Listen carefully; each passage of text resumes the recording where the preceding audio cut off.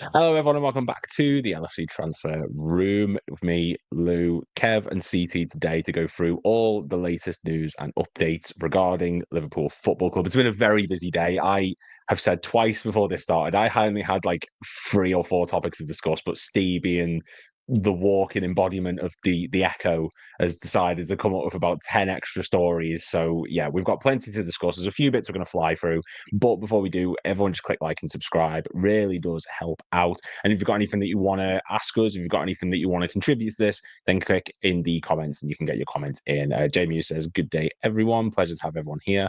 Thank you very much. He also says, Kevin Clem. So clearly there's 2 favourites on this panel, and I am not one of them. Just throwing that out there. And can you start a Blue Sky alternate page, SM page? I don't know what that is. If you can explain in a different comment what that is, I can definitely push for it. But yeah, we'll go to you, Kev. How are you doing first? All good, mate. Nice to have a week off from the footy. Thought it'd be nice and quiet. Little didn't know what was going to happen yesterday or Monday. Yeah. So other than that, mate, all good. Yourself? Right, you know what?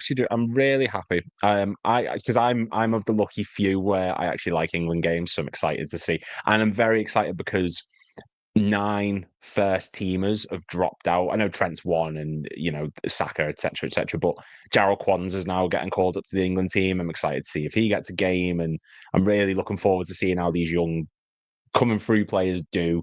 But that's enough about England because other than me, no one seems to give a shit. But yeah, CT, how are you doing?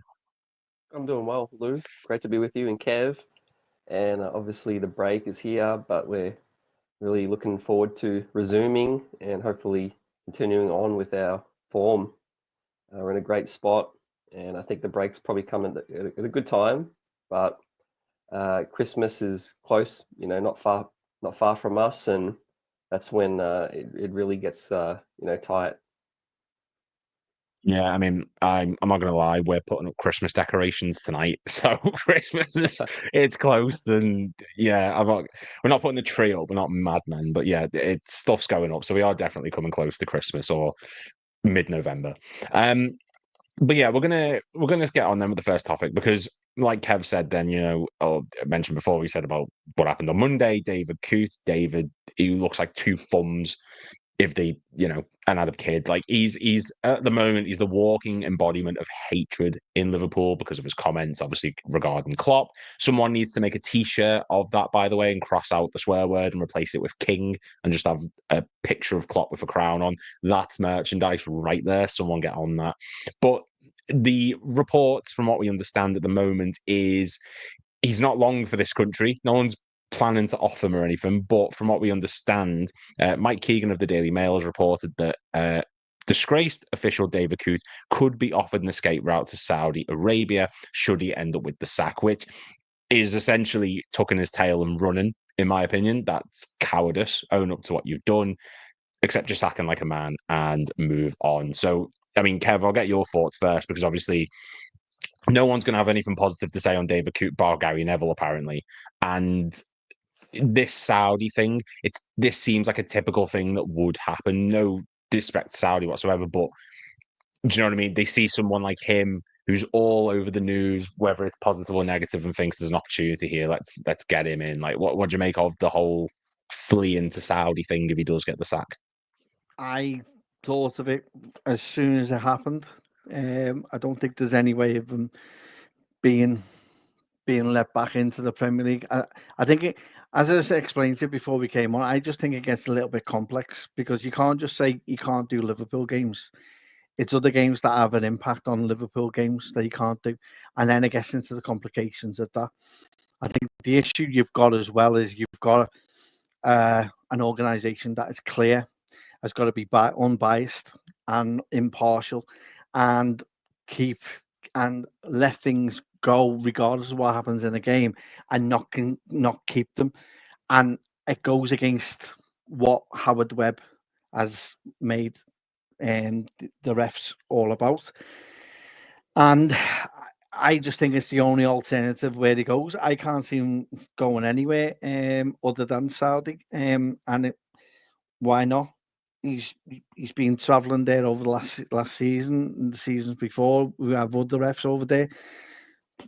Start employing the English refs, because if it was down to me, this is a chance for all the clubs. If I was Liverpool, I'd be putting a vote in, a bit similar to what Wolves done, and just put a bit of clarity and go, right, we abolish the PGMOL and we work with FIFA and provide a salary based for international referees to come in to do our games, because the problem you've got now is that everyone will have any decision, and they've got 2 weeks to sort this out, because the first game that kicks off, the first thing that's going to happen is you're going to have fans, regardless of what club they are going to be going for that first actual refereeing decision, and it'll be highlighted in every game. It's something that probably Howard Webb didn't want to happen, but this is what happens. But for me, it's the only place he will end up going, which will be in Saudi, and then they'll try and,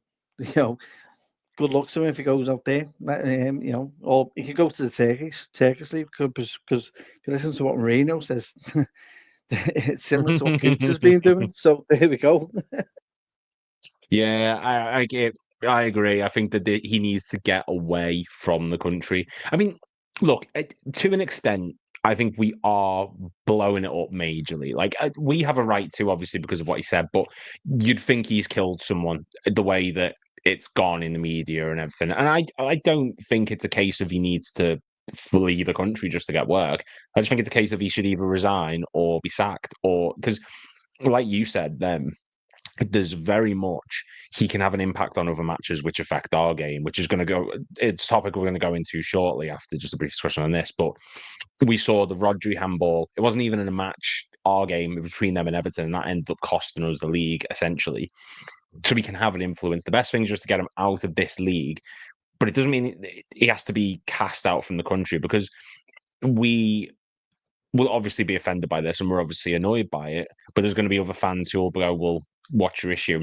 And I completely agree with what you said earlier, that unless everyone goes, no, this is enough, it's going to continue. It's going to keep going on. It's easy for you to point and laugh when it's someone else's club having it done, but the moment it affects you, suddenly it's the end of the world. And I think that other fans now need to look at it, because this isn't a case of, it's a wrong decision. He's openly admitted to bias and prejudice towards the club. So it's not as if it can be open for interpretation. He's said it. This is the moment now where everyone needs to say, right, we want to look into this. We want to look into this investigation. How do we know there's not other referees doing it, but they're just doing it a bit smarter? How do we know there's not other bias in the media? There's so many things to look into, and it really does need scrutinizing now more than ever.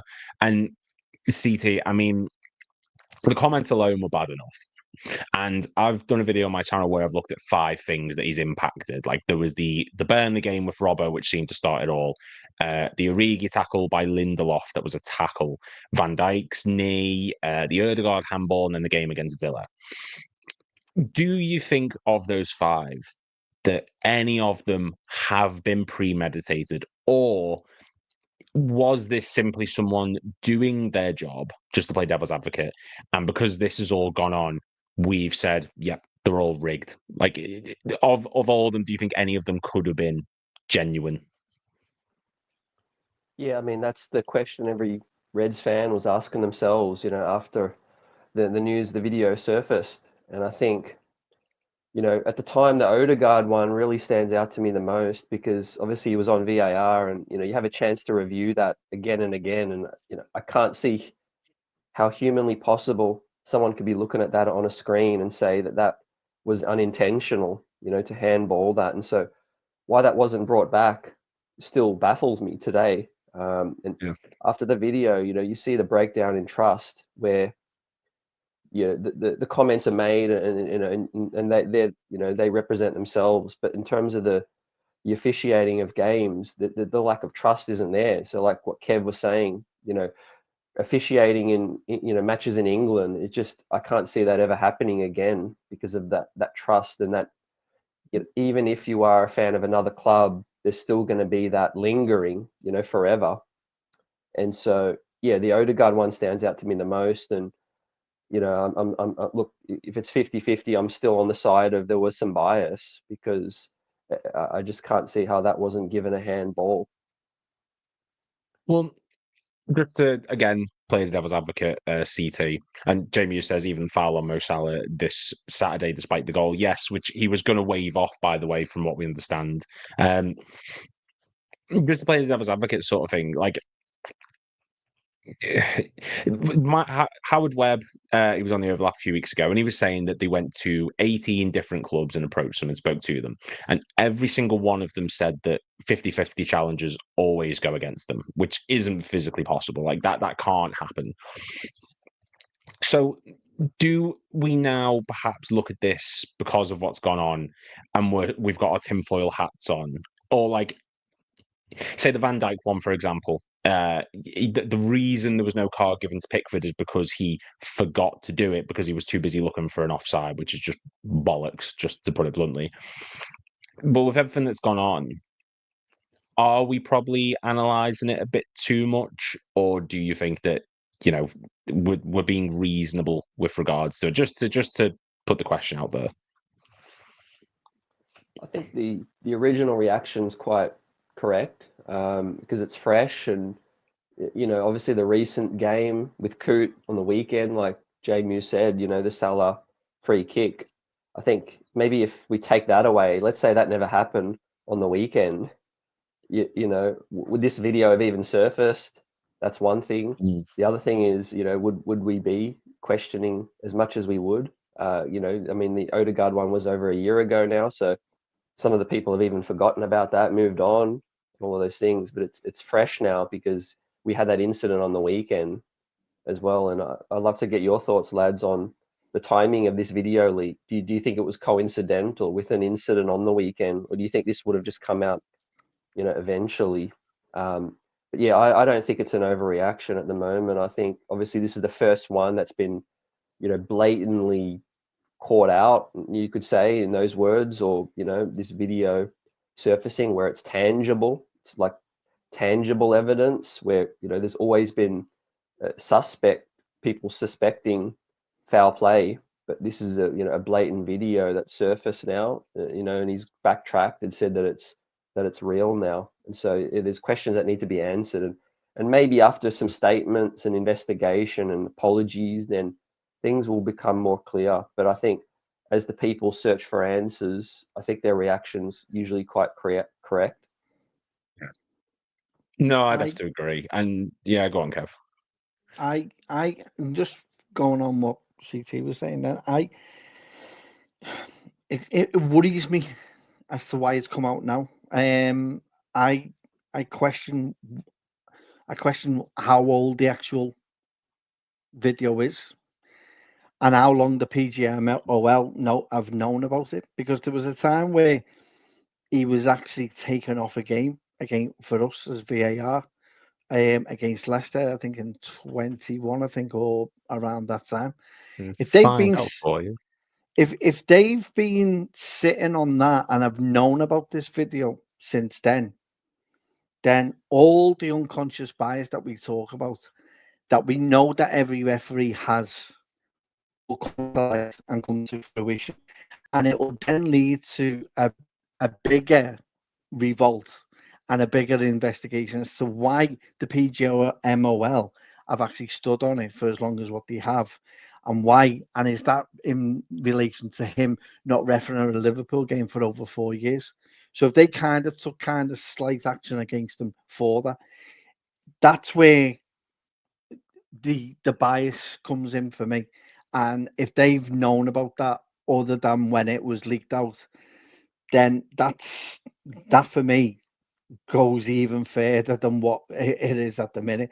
And then that's when I will call for an abolishment of the actual referees in this league. Because if one's done that and they've known about it, then I do think that if that happens, that then loads a cannon that the Premier League could have to vote for the PGMOL to be voted out, and we get unbiased or so-called unbiased and the only way you can do that is by bringing international referees in and give them a valued salary to do that. The only issue that I have with that though is that the work permits would be interesting around that, because we are out of the EU, so it calls into question that, and there'll be more bureaucracy, and it depends if we can do it.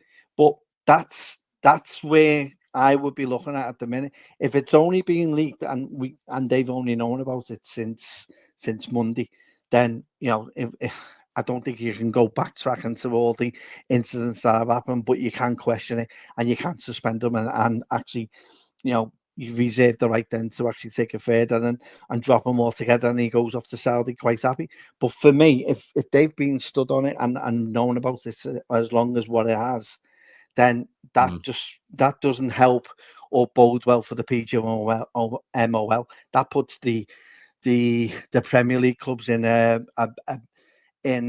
with the power to then decide what they want to do with that. Because if the problem is, it's birds of a feather, we're all in it together. And that's what happens when one's found out, everyone's caught under it.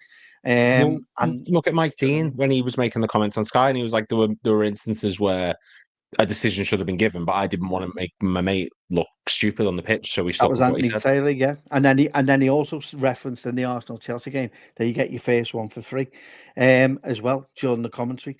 So it's again, but the problem you've got is that you've got an organisation that is very secretive anyway. That like the jury of everyone and are acting like God and making them out as clean as white and whiter than white. Yet we and saying, oh well, they are humans. However, they have the ability to be impartial and not take things. This goes totally against what Howard Webb sees the values and the actual philosophy of being a referee in this country is about. And it could go further. And then if you get rid of them, then we need to put something in place at a grassroots level to ensure that we have a widespread of referees from around the country, and we don't have ourselves in a position where we have Anthony Taylor refereeing a Liverpool game against Man United, and he's unaware of the implications of him coming from Manchester being a referee in that game, and he's meant to be one of the best. So you always have a bias. Every club's got one referee that they don't like. This is just going to add to it, and especially if it gets leaked out, as I've said before.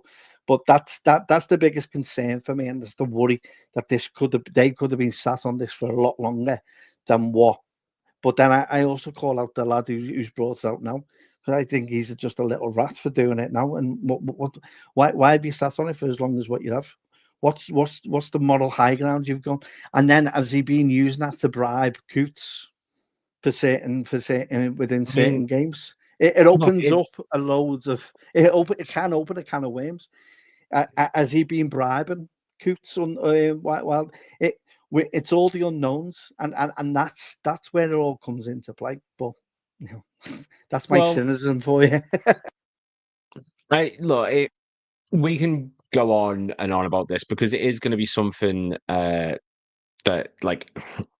it's controversial. Everyone's going to have their own opinions on it, and I completely agree. I think it's someone somewhere in that organization has known about this. There's 2 points to discuss, just questions that I've seen in the chat. Let me just see if I can. Someone commented. The comment's gone. I don't know why, but someone was asking, is he the one that was there for the? Oh yeah, there we go.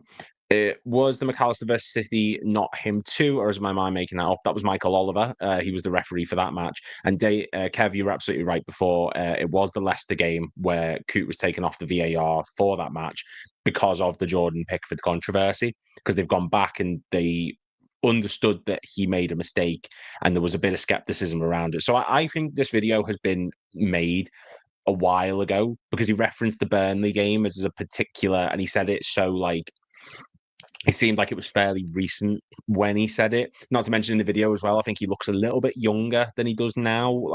I think it's been a while that this video has been a thing, and the person who's posted it or the person who's recorded it is clearly drunk or on something. But obviously I can't make assumptions on that. And he's forgot it's existed.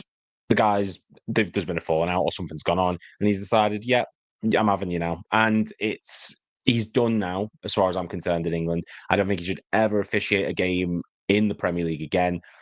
And someone said yesterday it was a few years ago. So yeah, it's been a while. It's been a long time coming. And in the time that's been, we've witnessed Van Dijk get his ACL snapped and be out for a season to nothing coming of it. We saw an Ødegaard handball, which essentially cost us a penalty, could have cost us 3 points in a vital title race situation. And the Aston Villa one, which, turned into a goal, but wasn't going to get given for anything whatsoever. So if Lurch from Adam's family, who's stopped lifting weights, wants to stop officiating in the Premier League, absolutely fine. Get him out, no issue. And we're going to move on to lighter topics because there is a lot of transfer news to discuss, starting off with the one who's going to get mentioned every day, essentially, I can guarantee you, is Omar Marmoush. We've already touched on him a bit previously, but we're going to touch on him now because supposedly, according to multiple reports, it's not just one or two, there's many set reports saying that he is dead set on a move to Liverpool. So from what we understand, they're in talks at the moment. And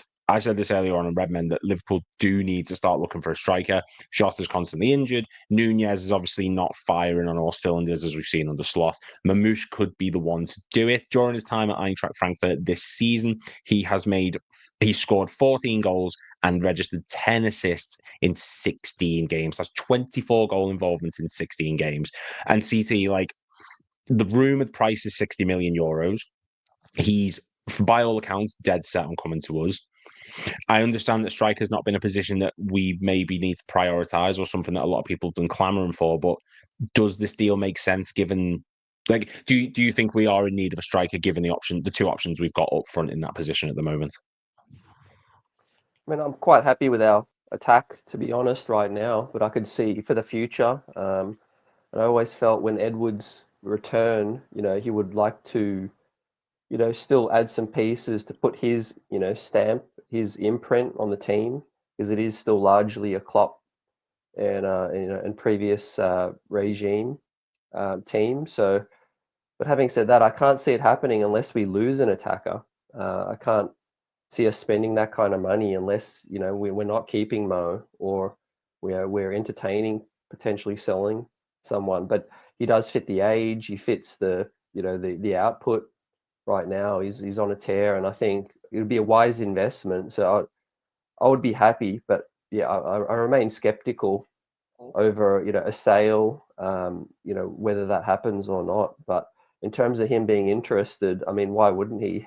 We're top of all leagues, and I think he's young, so he would expect to be fighting for a spot still. But I would be really happy with the signing, but I can't see it happening unless someone goes. Well, I mean, we have a lot of options up front. That's undeniable. And Kev, I'll give you first crack at this one because in my mind, I can't see Nunez and Jota being at the club next season. I think either one or both potentially go. Probably just the one. I don't think Jota's injuries are really helping him. He's consistently injured. When he plays, he's great, but the injuries aren't doing him any favours. He's in his late 20s now. Nunez, like I said before, he hasn't been firing all cylinders. And you should not be in a position where your most expensive player, who's your striker, is in his third season and there's still question marks around whether he's good enough. That's not a situation any club wants to be in. How do you think they both go into the summer? Do you think we sell any of them? And do you think that could possibly facilitate the Omar Marmoush signing? I think it's the only way. I think we have to sell before we actually bring a forward in. I think that makes more sense. I think there's a lot of pressure on both the players that we've mentioned, and others were in the spotlight as well, but have come into fruition. Diaz being one of them has been absolutely amazing, and that is the kind of form that we all want to see. And we knew that he's that kind of player. I was one that was willing at the start of the season because I had the feeling he had it in his locker, but I didn't think we'd actually see it. But he's come in and he's actually shown why we should never have even thought about thinking and contemplating getting Gordon in. and his numbers have reflected that, and it's great to see. And he can see the exuberance and the energy when he plays, and he is an absolute threat. We are a threat going forward in any capacity. The issue we do have is that, you know, if we see the good of Nunez and we see the bad of Nunez on Saturday as well. He takes his chance very well. I thought he took it too far wide, but he had to, and I think that worked out better for him. But then we see him when he has time to think of what he's going to do, and he's unsure, undecisive, and it shows in his actual his shot selection. And it's a difficult situation for both of those players. I expect it to be as ruthless as he is, and has the capacity to do so. And it will be, we either get rid of one or we get rid of both of them. Sad to say, but you can't continue with the injuries that Jota has and the amount of games that we play for him not to be available, because it adds pressure on the others to provide the goals that we miss when he is out. I think it's difficult for Nunez at the minute. Luckily for us, we got him on a 6-year contract. So if we get possibly what we get back for Marmoush back, I think the club would accept that. I just think maybe with Nunez, I hope he proves me wrong, and I hope he goes on and scores 20, 30 goals this season. It'd be great if he does, right? And I'll be the first one to say that, and I'd love him to. I just think the player looks. I think the league may be a bit too quick for him, and I know that sounds a naive thing to say, but I just think it doesn't suit him. I think if he was to play in a more chilled out league than a game that's played at constantly at 100 miles an hour, like we saw it when he was in the Portuguese league. He looks great. Yeah. Do you know what I mean? You look at him in the Champions League games at times when we played against him. He looks a little bit more calm and a little bit more, free. Yeah, exactly. I think with the hustle and bustle of the Premier League, I just don't think it suits his style of play, and I don't think there's a lot of we can actually add to what has already been given to him. So for me, it's one or both of them. I agree with both of you. Do you know what I mean? It's hard not to. But Nunez. He's one of those people who, there are some players who are built for systems, and there are some players who are expressionists. Like, I don't think Jack Grealish suits Man City, because Jack Grealish is someone who wants to express himself and be creative. Jeremy Doku is another one. They're just the two examples that were sticking in my mind. I don't know why. And I think Nunez is one of these players who, he doesn't benefit a system. He just wants to express himself and be creative and do what he wants to do, because he's that type of player. It's not that he's not an intelligent footballer by any means. If anything, he scores stupid goals that you should not be able to score and misses the easy chances. I just don't think he's a system-based player. He just wants to...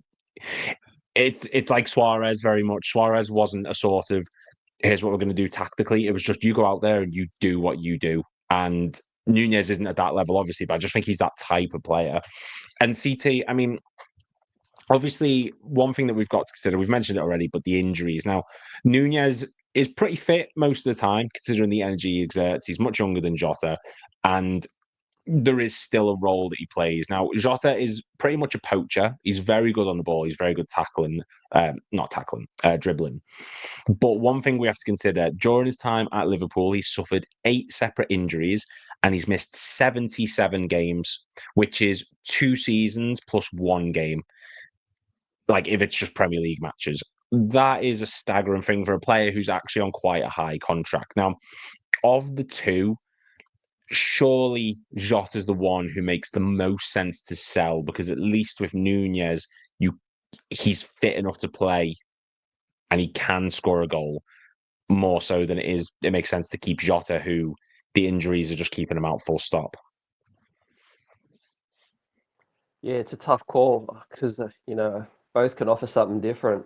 But yeah, I have to agree. I love Jota because he takes an opportunity. He gets half chance and he's likely to bury it. But you look at the output, the production, with the availability, and it's just staggering, the word that you use. Whereas Nunez affects the game in other ways, assists, tracks back, causes nightmares, can play on the left side, central right a little bit as well. So yeah, to their credit, they're both versatile in terms of positioning as well. But I think Nunez offers that something different where he's big, he's strong.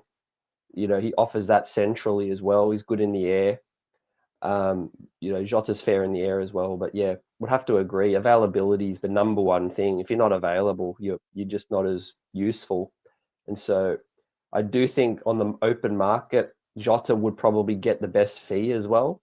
I'd be interested to hear what you guys think. I think Jota would still have very strong value around the league because he is pretty clinical, you know, and everyone kind of likes him for a goal. So I could see that happening. And yeah, you know, as you guys discuss the names, I could definitely see one of those two leave. I think, to my point earlier, I think Ed Woods wants to make one of his, you know, major splashes. So if we're talking value, at the moment, this is just what I can find on Transfermarkt. Diogo Jota is valued at around 50 million euros. Darwin Nunez is valued at around 65 million euros. So Darwin Nunez is the higher value player, but obviously that's all speculation, I suppose. And like, it's interesting. So we're going back to Omar Marmoush. I'm going to do my thing. Bear with me one moment. That's the one. Share so everyone can actually see what I'm looking at on screen here, and it doesn't sound like I'm talking to myself. So Omar Marmoush is very tactically diverse. Now, these stats are across Europe's top 5 leagues. So you've got the Bundesliga, the Italian League, Premier League, German League, etc., etc. So he's obviously, we know what he's capable of. He's in the top 99% across all 5 leagues and Champions League in Europe for assists. He's in the top 94 for expected goals and assists, top 97 for shot creating actions, 95% for progressive carries, 94 for successful take-ons, 87 for touches. Like, he's such he wants to pick up the ball kind of player and run with it. And I think that's someone that Slot would absolutely love having in this team, is someone who, he's a workhorse, but at the same time, he's doing something with it. Like, I think that's Nunez's biggest problem, is he can run all he wants, but when he gets the ball, it's what he does with it. And from what I can see, Omar Marmoush is very much someone who, when he gets that ball back, he's capable of progressing it constructively, not just huffing it for the sake of it, running with it. And like we saw against, I can't remember the exact game, I'm so sorry, it was recent, but yeah, he ended up in a 5-on-1 situation, 5-on-2 situation at points, and he just made the wrong pass. It went nowhere. And yeah, Marmoush looks like someone who's capable of developing play, and that's what the type of player you want. And Kev, in Slot's system as well, there's always been this thing of, can Nunez fit in? I don't think he particularly does, but would someone like an Omar Marmoush, who, according to those stats, is a very sort of Bobby Firmino role where he brings others into play and progresses play forward, would that type of player suit a Slot system, so to speak? I think it does. But going on what Bob said, I agree with he has played better this season, and it's probably his best season for us that he's actually done. But I think that's because there's pressure on him at the minute. I think his biggest is the biggest person that actually loved him has actually gone, which was the manager. So, and the pressure's now on him to actually do. I had the feeling we would be getting a new striker of some sort, whether it was the fella at Sporting Lisbon, the Gugaresh or whatever his name is, who Ruben Almiron's gone, going back into his old club for the player. But I thought we'd have a similar setup by next season that would have that.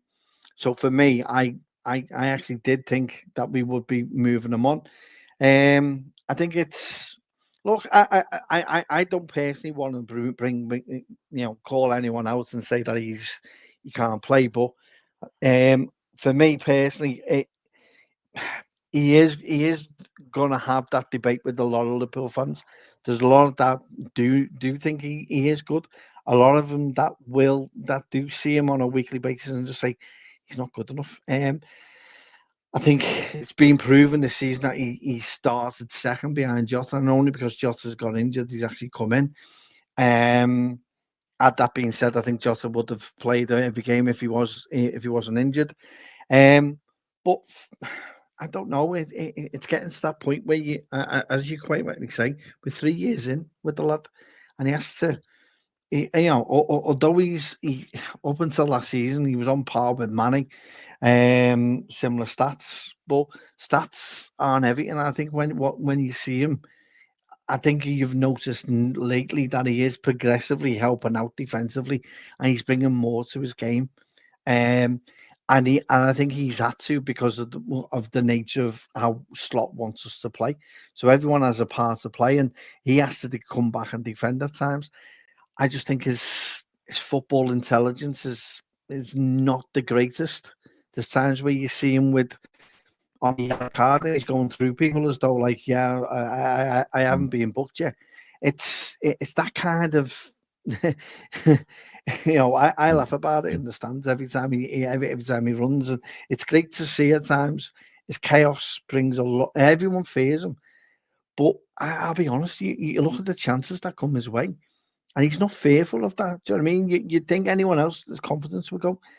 I just think it gets to the point where I think Slot is trying by summer he'll have an idea of what he wants, and I do think that I'm hoping that Nunez can prove him wrong, but I think he'll be the first on many people's head, on everyone's lips to say, if you were to get rid of one at the end of next season, you bring someone in out to the forward line, who would it be? I think a lot of people would say Nunez, sadly. Yeah, and like you rightfully said, I don't think defenders want to play against him. He's good at what he does, and he does seem like someone to be a handful. I always compare him to, again, nowhere near the same level, and I'll probably get a bit of flack, but Drogba had the same sort of presence about him where no one wanted to play with him because you couldn't match him physically. He was great in the air. He's very good at running. It's that kind of genre, like what's the word? It's that kind of like what you project onto people. Nunez has got it, but it is like Electro Dream says, he scores world-class goals, but he misses too many easy goals. And I think that's why a lot of people can keep, like, maybe don't fear him getting through, because he does struggle. I can't explain him. Like, I'm really struggling to get the words out to describe Nunez, because he's one of the most polarizing figures ever, and his record against the big teams isn't that good. He scored against Arsenal and 2 against Man United, but he's never scored against Chelsea. He's never scored against City. I'm pretty sure he's never scored against Tottenham. He's never scored, against City. Did he score against City? Oh, Community Shield. Yeah, I forgot about that one. But yeah, in the league, and he does tend to struggle in those big moments, and they're the matches where you do need him to step up. Or, like I said, third season, if he can't make it work this season, I do think Slot's going to be ruthless enough to say, I don't want him. I'm not interested. But it is what it is. And move on to the next one, because we want to, speaking of Man City, just that seamless little transition there. Thank you, Kev. Apparently, according to report, I don't know how true this is. Well, it's probably true, but I don't know how in detail it is. But apparently, according to multiple sources, Liverpool, Tottenham, Arsenal, and Manchester United are seeking legal action if Man City, big if, are found guilty of breaching the financial rules in the Premier League, obviously the 115 charges. So according to the report, the 4 clubs will seek financial compensation due to multiple different reasons. So obviously the charges of which that have been found for Manchester City go between 2009 and 2018. Obviously, we finished second to City 3 times in that time period, or 4 times. So we're claiming compensation for that. Arsenal have missed out on top 4 spots, as well as Tottenham. And Manchester United finished twice behind Man City, the 11-12 season and the 17-18 season. They are also claiming compensation for that. So the way it would work is if City are found to be in breach of the financial regulation rules, 115 charges, they will have to pay a large amount of money to these 4 clubs, like bigger than anything we've ever seen, because they'll have to factor in what the team would have won, what the team would have gained from winning the Premier League or getting top 4, what that could have led to. I don't know about you, CT. I don't think this is going to happen at all, because A, how do you compensate for what money is owed, and B, it doesn't make a difference anyway because City have enough money to feed the world, and you can claim money off them all you want. I don't see this happening personally. But what do you make of this as a story? Yeah, it was expected to me. Obviously, the the nuts and the bolts are going to come out, with this investigation and as the trial continues. But there's no doubt these clubs feel hard done by if the result comes out the way we anticipate, or I anticipate at least, which is foul play. And so I think, the club will be right to seek what they feel, will be justifiable. But yeah, like you said, I agree. It's tough to put a number on the loss, the fans, the revenue, the games, the merchandise. I mean, you could go on, but maybe they'll settle for undisclosed, just a certain amount. The club would be happy getting something back, like they feel would be justifiable, or suitable for what they feel would have been, losses. But yeah, I think this is just a case of big clubs going up against the City, wanting to further put the knife, into the chest. If guilt is the guilty verdict is found, the club's always going to stick up for themselves and try to get what they can, what they feel they deserve. And I've got no problem with it. But yeah, I do question whether or not it's going to eventuate, and also, like you said, the figure and all those things. It's really tough to determine at this point in time. But I can see some kind of fee being paid out.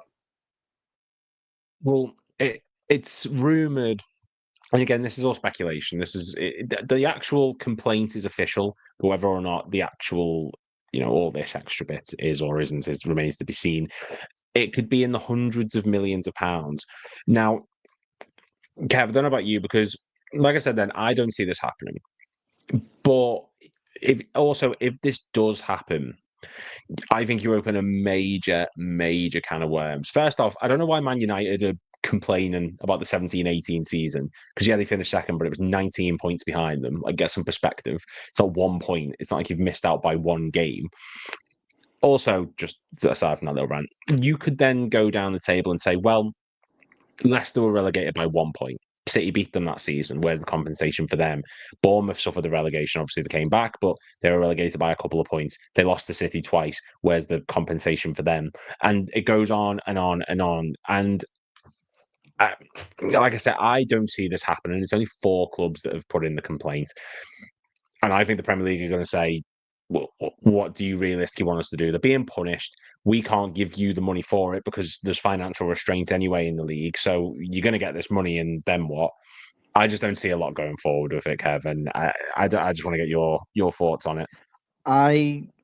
The issue you've got is that these clubs have had to put in through the Premier League rules that they don't want the Premier League to claim to go to have the Premier League, if they were to win, to then get the compensation, and then that will be distributed between the 20 clubs, which is what would possibly happen. So what these clubs have done is that we actually, and I feel there may be others, and I think the best claims are possibly either United or Spurs for different reasons, but I do think that all 4 do feel as though they have lost out, and they feel that they have to go through the arbitration and the High Court to get the realistic amount that is due to them. Because why not? Because I think if you go down the route of letting the Premier League to do the compensation, it'll be equally driven by the Premier League. Yeah. That's not fair or realistic. I think there's issues with people who've lost League Cups, FA Cup finals, leagues, missed out on top 5, being relegated, regardless of how many points it is. If you were to look at the league at the end of the season after 38 games and see where Man City were and take them out, then, that's where you stand with it. I see this do. I think this will have legs. I don't think necessarily all will get a favourable amount of compensation, but I would imagine quite a few would actually go down this route as well, because I think it is reasonable to be asking that amount. With Liverpool, it gets a bit complex, because if you miss out on the if we missed out on the Champions League, then or we finish second, it affects your coefficients as well. So there's extra implications for Champions League games that of money you would have got from the Champions League. So it gets a little bit complex, and that's where it doesn't matter how much money they've got, it could decimate the club completely, obliterate them absolutely. If they're found guilty, which I think they will be, in my opinion. But I think this does have legs, and there'll be others that will be looking into it and checking with the lawyers as to whether it's worth going down that route, because otherwise you're leaving it down to the Premier League to get an honest amount of compensation to be shared equally, which it won't be, because the top six will be asking, or certain clubs in the top six will be asking for a lot more percentage of that money than others. So what I'm reading from this as well is there was a statute of limitations on when clubs could put in that they plan on going forward with this, and the deadline was coming up. So to me, that's saying that clubs were waiting until the charges, whether they were found guilty or not, and then were planning on going forward with this, but they've had to rush it because of the statute of limitations. So that to me is screaming that teams were planning on doing this. So what I'm understanding is the four teams that have done it, us, Arsenal, United, Tottenham, no one is going to be joining in with them because the deadlines will have been and gone by the time they decide to do it. Do we have the backing?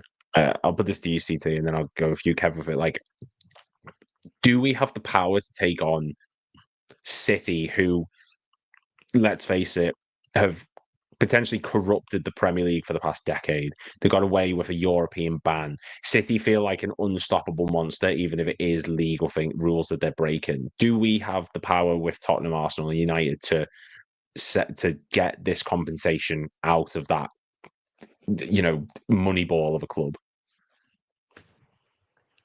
I mean, yeah, I would think so, because we've done the groundwork, like you said, we're prepared, and we're anticipating a result.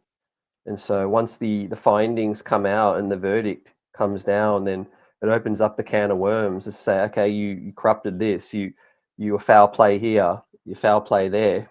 And so that's when you can, put together your case. And then you've obviously got the other clubs as well. So you're not a lone wolf. You've got, you're together with some others who also feel like they're, deserving of some, damages, and so compensation. But yeah, you make a great point, Lou, because obviously, City are doing all the work that they can with their lawyers, and to make as many grey areas. I'm anticipating they're just going to make excuses here and there, and a lot of grey areas. So this could drag on. This could drag on for a long, long time, which is why I feel like they'll just reach a settlement. Yeah, and to be honest, if they reach a settlement where it just comes to City paying a fine, I just think the whole system's done, and I will gladly start supporting Tranmere just in the lower leagues. I won't. Sorry, Tranmere, but yeah. Kev, question for you. We've never been asked this question before, so it is actually quite exciting. Would you still take Zubimendi, or would you keep the current chemistry in the club? And give you a crack at this, because I know you love talking about Zubimendi. Can we have a PowerPoint on this? Because I think I missed the last one. Do you know what? I said last week I'll be happy with him until I got dismantled for my stats on Zubimendi. Thanks for that, Luke. But anyway, other than that, Just did my job. I'd be quite happy. I don't think it goes away, as we mentioned before. I'm not going to talk about it anymore, because I'll be happy with either player, if I'm being perfectly honest, and both could do an actual job. I think come come January, I think it makes sense to bring possibly a CDM in then, because it just refreshes the club. It gives us a bit of impetus. I'd like us to get a left back as well, if I'm being perfectly honest, but I think that may be in the summer. But again, I'd like something in a package, not just Trent, Virgil, and Salah. I'd like something to be added to this squad, because I do think it will be. I think it's slot all over of just bringing in a new chess piece, just in a shiny little glittering piece, new toy that we can play with, and gives us the adaptability and takes the paranoia out of all the Liverpool fans who've been asking and requesting and begging for the last 2, 3, 4, maybe 5 seasons for a CDM. Yeah, well, CDM is. I don't think we've ever spoke about getting a CDM before, to be honest. So No, we do haven't. have to really look Definitely into not. that. Never before, so we're gonna have to really look into that one. Jamie says Marine FC. Yes, Marine FC is a great shout. I did a video on them actually recently. They're one of the most interesting clubs I've ever actually researched. We won 9 amateur cups, I think it was, and they were like the runners up to the youth cup in like 31 or 32 or something like that. But yeah, Marine FC could be the one to support. CT, we'll give you the sort of, because we'll sign off in like 10 minutes, or just under 10 minutes or so. But obviously, Andrew Robertson, there's talk of a new contract. Now, me and Kev spoke about this last week. We gave our thoughts on it. And I think I might be right in saying that we were both sort of in agreement that, he is a very good player. We know what he's capable of, but you do need to start preparing for the future. He's not going to be around forever, and he is 30, going on 31 now. I just want to get your thoughts, CT. Like, would you be signing Robertson? Would you be letting us go at the end of his contract in 2026? Like, how would you handle this situation? I think there's a couple of ways to look at it. I think the club offering Robbo a new deal, I would like to think it's from the perspective of they just want to, ensure that he's under contract, So we don't want to have this situation where players, reach the end of their deal. So you have that flexibility, and crossing their T's, dotting their I's in terms of, their business minds, these guys. And so I think there's reports come out that they don't want to, have the same mistakes come out where, key players come out of contract. I don't necessarily read it like they think Robbo is, the long-term starter, even beyond this season. I think I look at the deal like, they see him as a squad player, for the future still, or they want that flexibility of just having him under contract. So I'm impartial as to, when I hear him getting a new deal, I think it's great for the leadership. He's a great locker room, dressing room guy, respected by everyone, of course, and the experience that he provides. Understudy if we do bring in a younger left back, or we keep Simi. I think there's good synergy, chemistry between those guys. So yeah, I'm leaning towards, I'm happy if Robbo sticks around, but I don't think beyond this season he'll be guaranteed, a starting spot. I think obviously, the writing is on the wall in terms of, young blood coming through. And I agree with Kev. I think left back is an area where we can strengthen. It is something where we do have to be a bit proactive rather than reactive. And I understand signing Robertson. I'm all for it, because Tsimikas is 28 as well. He's not exactly getting any younger. And I think of the two, Robertson is the one who you keep in that team as the leader, like you said perfectly, CT, to be an example for those young players coming through, like your Owen Becks, your Luke Chambers, your Callum Scanlons, etc. And you bring in someone, maybe sell Tsimikas on, which it feels grim to say after the season he's had so far, but you need to be proactive more so than reactive. And Kev, like I made the point last week where I was saying, well, maybe players will look at Robertson signing and think, well, there's no progression, there's nothing coming through, but we can't lose all our leaders at once. There's no guarantee Alisson's going to sign. Obviously, with us getting Mamardashvili, there's no guarantee that Salah, Van Dijk, or Trent will sign. That's a captain, vice captain, and one of the greatest symbols of beauty up front in Mo Salah. But like, you can't be losing Robertson as well, surely, in that leadership team. You your leadership team is basically your foundation for how your team is structured and and the discipline and the mentality of the club. Too many lost, and you bring in new and replace them, and you build it on a weaker foundation, then you're going to struggle within the seasons to continue with the mentality that has been driven for the past eight years under Klopp and this current season. You need that kind of mentality. You need that discipline. You need those players around that understand what it means to be a part of this team and what it means to be in this squad, and give you the elements of what the wise heads in the team who've been there and done it. And for that reason, I'd be quite happy for him to stay over Tim over Costas for those reasons I've just given.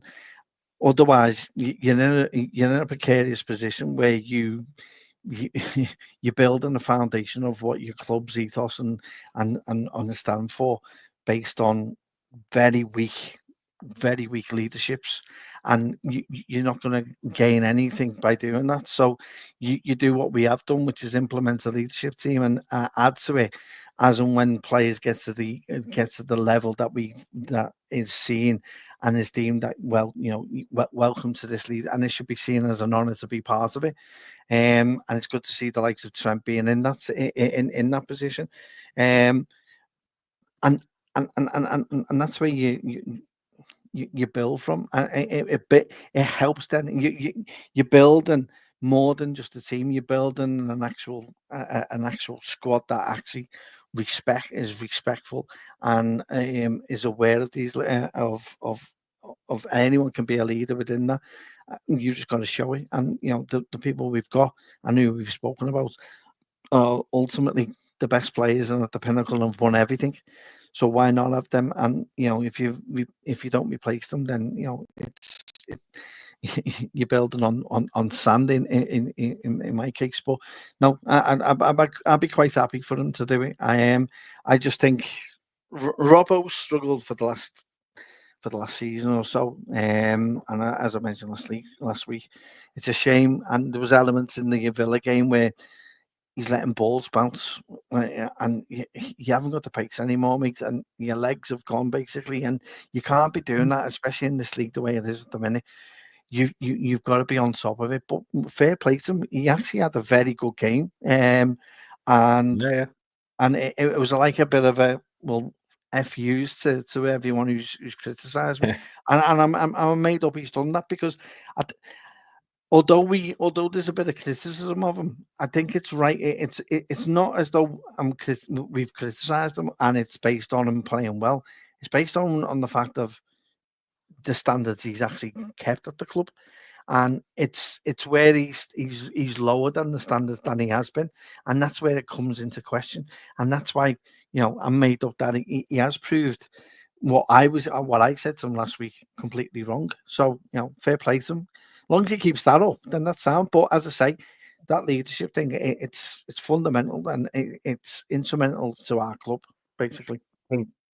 I think the season James Milner left, we missed him a lot more than people realise in terms of having that leadership in the back. And I think Robertson's the same. He's infectious as a character. He's the energy he puts into playing. He never. One thing you can never criticize is his effort. Like, he will always put 100% in. He will always give it a go. He doesn't always get the results he wants, especially nowadays, but he's still a fantastic player to have. And, I'm happy for him to sign, as I think a lot of people are. So let's see if we make that happen. Just before we shoot off, Marine FC are apparently struggling this season. I didn't know that, to be fair. I need to do my research a bit more. Robbo hasn't had a pre-season, and he's struggling with that now. I think absolutely that's something that people don't mention a lot. He wasn't outpaced by Saka.